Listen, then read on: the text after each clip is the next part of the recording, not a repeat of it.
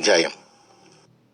అలాగే పెండ్లైన స్త్రీలారా, మీ భర్తలకు లోబడి ఉండండి. అప్పుడు వారిలో ఎవరైనా వాక్కుకు అవిధేయులై ఉంటే మాటలతో కాకుండా వారి భార్యల ప్రవర్తన మూలంగా వారు ప్రభువుకు లభ్యం కావచ్చు. భయభక్తులతో కూడిన మీ పవిత్ర జీవితాలను చూచినప్పుడు అలా జరగవచ్చు. జడలు వేసుకోవడం, బంగారు నగలు పెట్టుకోవడం, విలువగల వస్త్రాలు ధరించుకోవడం మీది ఇలాంటి బయట అలంకారం కాకూడదు. దానికి బదులు మీ లోపలి స్వభావం, శాంతం, సాత్వికం గల వైఖరి అనే తరిగిపోని అలంకారం ఉండాలి. ఇది దేవుని దృష్టిలో ఎంతో విలువైనది. ఇలాగే గతంలో దేవుని మీద నమ్మకం ఉంచిన పవిత్ర స్త్రీలు తమను అలంకరించుకునేవారు, తమ భర్తలకు లోబడి ఉండేవారు. ఈ ప్రకారమే శారా అబ్రహామును యజమాని అని పిలుస్తూ అతనికి విధేయురాలయ్యింది. మీరు ఎలాంటి భీతి భయాలకు లొంగకుండా మంచి చేస్తూ ఉండేవారైతే మీరు ఆమె పిల్లలు. పెండ్లైన పురుషులారా, మీ ప్రార్థనలకు ఆటంకం రాకుండా తెలివైన విధంగా మీ భార్యలతో కాపురముండండి. కృప వల్ల కలిగిన జీవంలో వారు మీతో కూడా పాలివారని, మీకంటే బలహీనమైన పాత్రలని వారిని గౌరవించండి.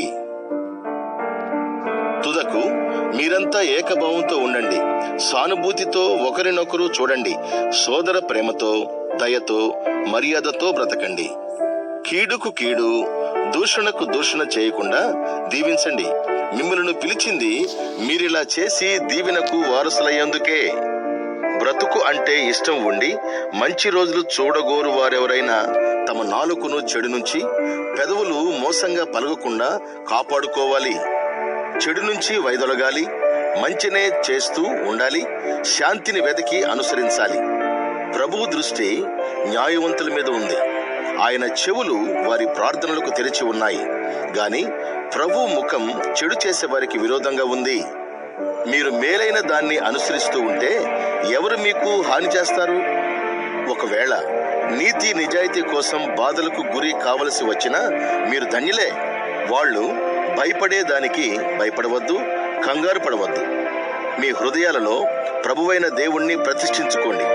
మీకున్న ఆశాభావానికి కారణమేమిటి అని అడిగే ప్రతి ఒక్కరికి సాత్వికంతో, భయభక్తులతో జవాబు చెప్పటానికి ఎప్పుడూ సిద్ధంగా ఉండండి. క్రీస్తులో మీ మంచి ప్రవర్తనను దూషించేవారు చెప్పుకునే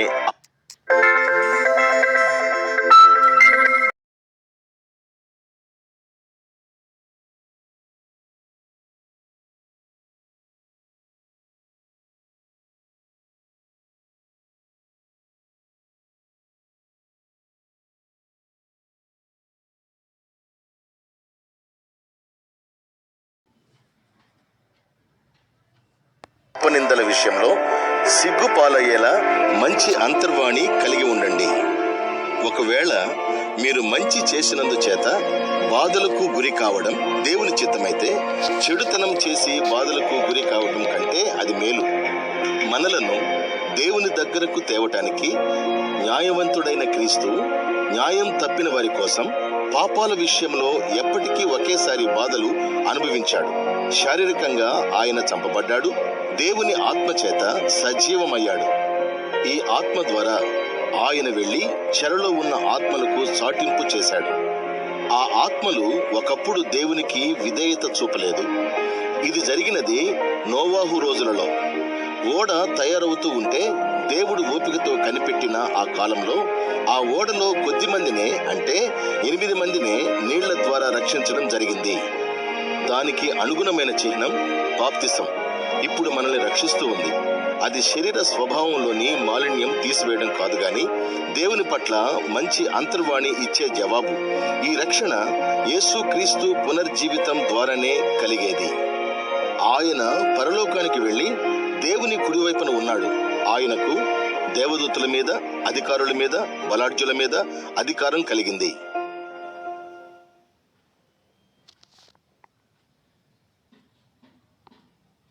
మొదటి పేతురు 4వ అధ్యాయం.